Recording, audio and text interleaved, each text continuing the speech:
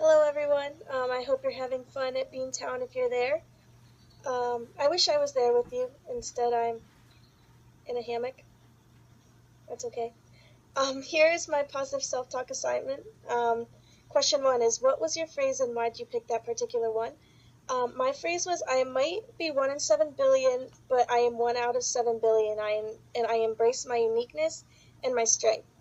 And I picked it because it kind of works for everything that you're doing. And it makes me feel special because it's like, oh, I'm only 1 out of 7 billion, but then like you rephrase it and you just say it differently, and you're like, wait, I'm 1 out of 7 billion, and like you don't have to base your life off of anyone else's. You can sort of do your own thing, so it kind of helps you just do whatever you kind of want to do. Question number two is: were you able to repeat it to yourself every hour? Why or why not? And no, I was horrible. I was absolutely horrible at repeating it to myself every hour. I will be completely honest. I never look at my phone when I'm working, and I work from 7 a.m. to 12 p.m. when we put the kids to bed, and I did never look at my phone on the hour because we're always doing things. We do things in like hour and a half to 2 hour segments, sort of like we take them on the ice and then we take them to the rec center and all that stuff. So instead of doing it on the hour, I just sort of decided to do it every time we switch locations, in a way, just because it was easier for me to gauge my time, because I never look at a clock. I don't even have a watch or anything. That was definitely like the hardest assignment out of all of them that we had to do. Question number three: did it become easier to repeat this phrase to yourself as the week went on? Did it become automatic? And I think, yeah, it did. I found myself saying it to myself as a reason to do something, or not to do something. So the phrase could make me do something that I didn't want to do, because it's like, oh, like, come on, like, if you want to get better, like, you want to be 1 in 7 billion, you want to embrace your uniqueness and strength, like, make yourself more different, do it. But then it could also, it could make me do things that, like, I didn't want to do, like, if everyone else was doing them, and I was like, oh, like, I don't really want to do that. Is it okay to not do it, or should I just do it with everyone? I was just like, no, like, I'm 1 in 7 billion. I don't want to do that. I don't have to do it. Like, that's just who I am. So it helped a lot with pretty much any scenario that I came across in, like, my past week. Question four: do you think it helped you overcome any negative thoughts? Why or why not? Absolutely, I think it helped me overcome negative thoughts. I'm a thinker. I think about everything, and this week I thought less of if I should do certain things or if something is okay to wear or to say or to act like, and instead I just did it, because I was like, that's me. I'm just embracing it. Don't think about it. Just do it. You're 1 out of 7 billion. Just do it.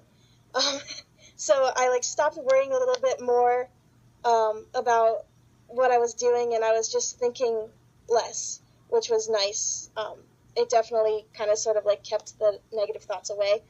Um, Question five: do you think positive self-talk is important? Why or why not? Yes, I definitely think it's important. It hasn't even been a full week yet of this assignment, and I've already seen changes in my, like, just in the way that I think. I mean, I think if I just think about doing it for over a month or over a year, and just the past week has changed, so I definitely think, it helps. Question six: were you able to get through the 3 minute plank? Did you talk yourself through it? Why or why not? Um, okay, and then I'm going to run question seven into it. It said, did the plank become easier the second and third time you did it? Why or why not?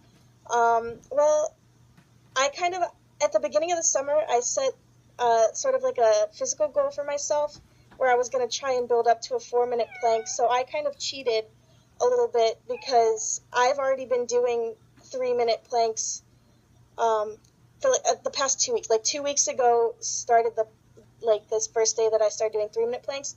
So I had sort of already done like a couple days of 3 minute planks. So it wasn't like my first one, and I feel like it was easier for me than if I hadn't been doing the planks kind of for the whole summer. I built up to it, so I feel like I couldn't. I had to. I'll explain how I sort of started, like, the whole plank process at the beginning, because I feel like I can't relate to, like, the 3 planks that I did this week. But at the beginning, like the planks that I started at the beginning of the summer, I tried to positively talk myself through it, and I still struggled with them. Definitely, uh, I ran out of things to say. Um, I'm not a very good like when it comes to like motivationally um, speaking. I run out of things to say, and I couldn't even get to like 2 minutes without being like, "Come on, Monica, like you've said it all. What more can you say?" Um, and sort of, I found another trick that helped me get through. Oh my god, wait, this is Jem. Hey, sup, dog? Okay. Anyways, where was I? I kind of found a different way to get through planks. It's not like positive self-talking. Um, all right, bye, Jem. But it was I just need to keep my mind busy instead of positive self-talk. Um, so instead of talking, I have to rap. I pick like a song, and then I sing the whole song. Like all you have to know all the lyrics. So what's actually got me through it was not positive self-talk, but it was rapping through like the real Slim Shady for 3 minutes. That's just what I would do because I need to always just be thinking about something. That's like my biggest struggle. So when I run, like after I finish all the words that I know in that, then I move on to the self-talk because then I have enough time and I don't run out of things to say. So like it definitely got easier the second and third time that I did it, just because like mentally I did it yesterday, I can do it again, and it's not that hard. So question number 8: which inconvenient task did you choose? I sort of did a spin off the example that coach gave us, and instead of saying like every time someone says your name or you say hi, I chose to say my phrase 3 times every time a camper asked me to go to the bathroom. And I guess like at first I was like, oh, it's not gonna be too bad. But the first day, 27 campers in one day asked me to go to the bathroom, and that was 81 phrases that I had to say. 81. And then the next day I had to switch it just to saying the phrase twice after a camper asked me to go because it was taking forever, and like I just didn't have the time or the breaks in the day to go to the bathroom and say that like 6 times a day, so I had to switch it to just twice. Um, Question number 9: did you complete the inconvenient task every single time? Why or why not? I tried to complete it, but sometimes when they would come in groups, like there would be like 6 kids that would come up to me and ask me to go to the bathroom. I would lose count, or like I'd get backlogged on phrases. I'd be like, okay, like 8 kids just asked me to go to the bathroom, and I don't have time. Like I don't have time to go to the bathroom or like find a mirror for like another like 3 hours. So it got kind of hard then. And what made it difficult to complete the inconvenient task? I would forget to like if a camper came up to me, I wasn't really paying attention. They'd just be like, "Oh, hey, Coach Monica, can I go to the bathroom?" And I'd be like, "Yeah, sure, whatever." And then I would just forget, like, "Oh, a camper just asked me to go to the bathroom." I wouldn't even think about it. But then another kid would come ask me to go to the bathroom, and I'd be like, "Oh, you have to wait for Johnny to get out of the bathroom." And then I would think, "Oh my gosh, like I let another kid go to the bathroom. I didn't even realize it." And then now I have another kid, so now I have to say it 4 times or 6 times. Like I was just not quite on track sometimes with it. But question 11. Did you complete the 20 minutes of the living statue portion? Why or why not? No, I did. I did not. I made a mistake. I stopped at around 12 and a half minutes.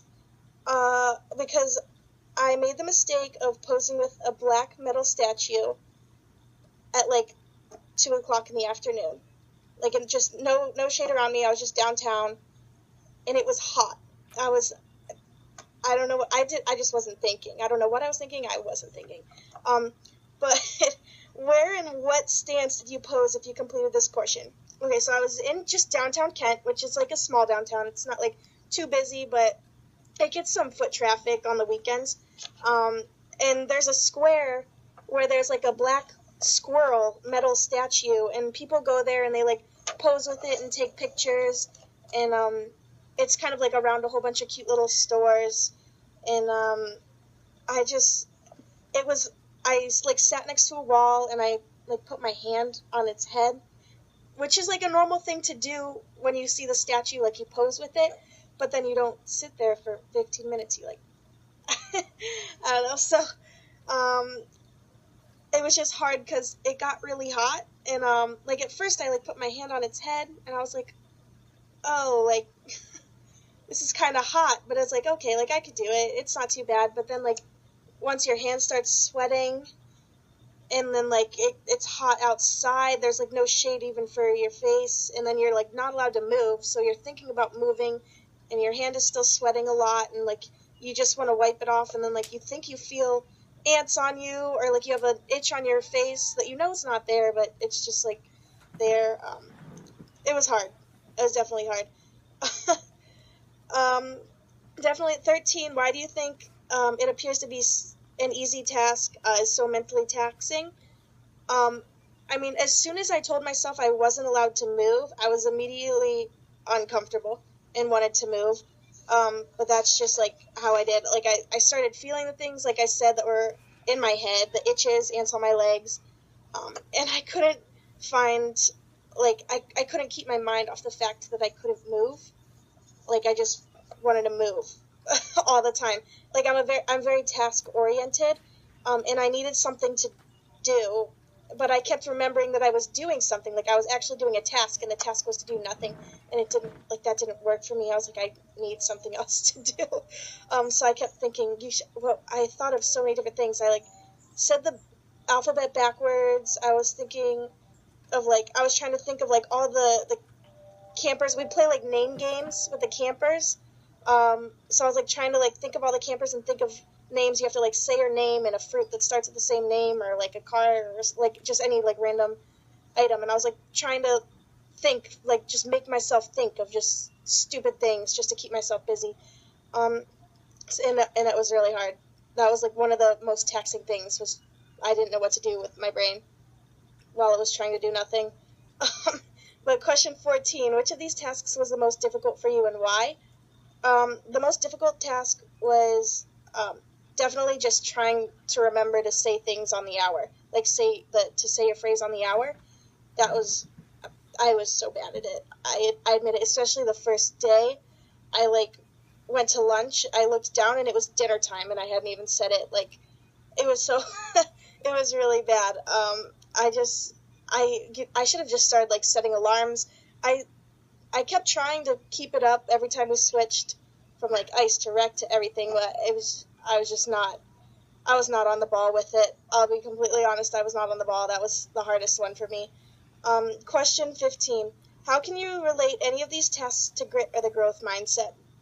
I think that it could be related to the growth mindset, just because usually, if someone is using positive self-talk, they're trying to to better themselves and to grow as a person and just become more well-rounded, and they dedicate time to like growing mentally, and it helps them work harder, which is like the growth mindset part of a growth mindset, if that makes sense. And then in a way, positive self-talk kind of has its own like fixed mindset part, where it's like you can lock your brain into only thinking a certain way. And so when you are doing positive self-talk, you're locking it into only thinking positively. But then like you can also, like the negative aspect of that, you can have the negative sort of like fixed mindset where you're not thinking positively, or you're not talking positively, or you're letting the negative kind of sort of affect you. So there's like the two different mindsets that are affected by positive self-talk.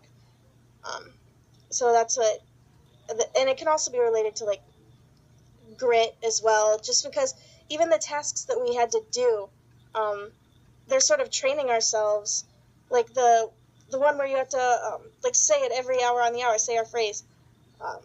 That's just like showing, it's kind of like showing like how to be relentless and not give up, and it keeps your brain in check all the time. And I think that is like a big part of grit, just sort of training yourself to always be like aware and cognizant. Good word, good job, Monica. All right. But like just that's like a big part of grit. It's just like never give up, and having your brain constantly aware like that all the time is sort of like drilling that, like never give up, like always be positive. in that sort of aspect. So yeah, I hope you guys are having fun at Beantown. I hope you also had fun. I can't wait to watch